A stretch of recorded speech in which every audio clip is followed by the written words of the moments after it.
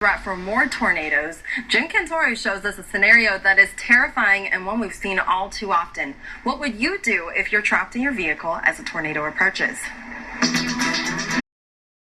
From Thursday all the way into Monday, where we're looking at about a big old bullseye of yellows and oranges. These are rainfall totals of 3 to 5 inches in the yellow and a few spots in that 5 to 8 inch range. Everywhere else is looking at least seeing an inch of rain across the area. And it's all due to this big jet stream dip right on the surface. We're going to see a surface low develop. It's going to be pulling in a lot of moisture from the Gulf of Mexico. And with that, we're going to see that slow moving storm system get kind of blocked by these high pressure systems. It's going to stall out. So that's bad news for the flooding potential. So here you go. Here's a look at the stalled front. All that heavy rain and scattered thunderstorms will develop right along that stretch. And as we get from Friday, as we work our way through Sunday, we're going to see lots of rain develop, some severe thunderstorms further to the south. But what you'll really notice is that the same exact spots get impacted by the rain. So we're looking at St. Louis, Chicago, Des Moines, all seeing moderate to heavy rainfall for several days. So this is still going into Saturday night. Sunday, now we have the severe threat stretching from St. Louis to Memphis. Louisville, you're also getting dangerously close to that severe thunderstorm threat as well. So just ahead with the threat of severe weather today and through the weekend, we're tracking the possibility of tornadoes in several spots. Coming up, would you know what to do if you were caught in your car as a tornado was racing towards you?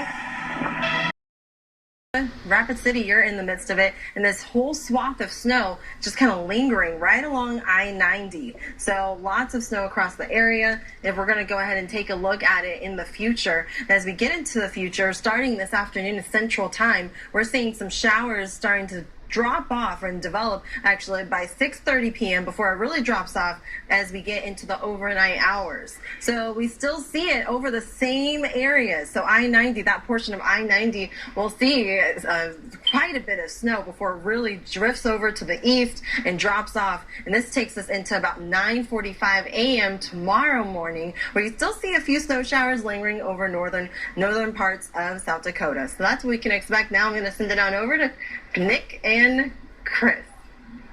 And Tom, in parts of the south, after more than 24 hours of heavy, soaking rain. Yeah, Raleigh, North Carolina, one of the hardest hit areas. Have a look right now at where we're going. There's another side to the system, snow this week.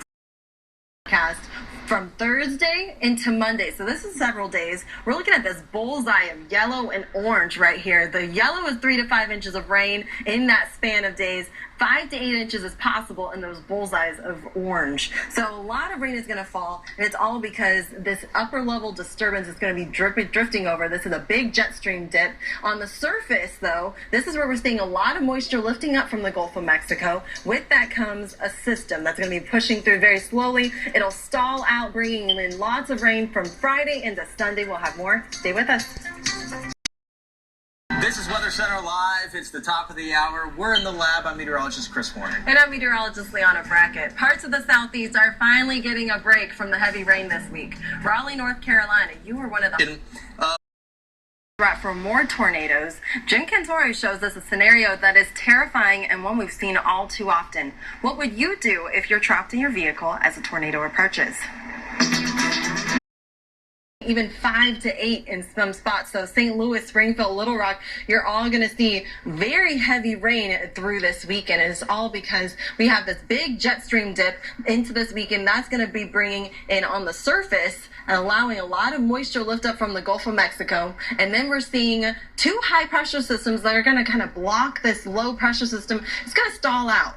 So it's going to be slow moving, and that's bad news for flooding potential. So we're watching as you have the highest chance of seeing some scattered thunderstorms push through the area starting Friday. And what you'll notice is that as we go through time, the same spots are impacted. We also have the severe thunderstorm threat a little bit further south over Little Rock and Memphis, but that will continue over into Sunday. And just ahead with the threat of severe weather today and through the weekend, we're tracking the possibility of tornadoes in several spots. Coming up, would you know what to do if you were caught in your car as a tornado was racing towards you? Right here at Weather Center Live. And we want to take a look and leave you with a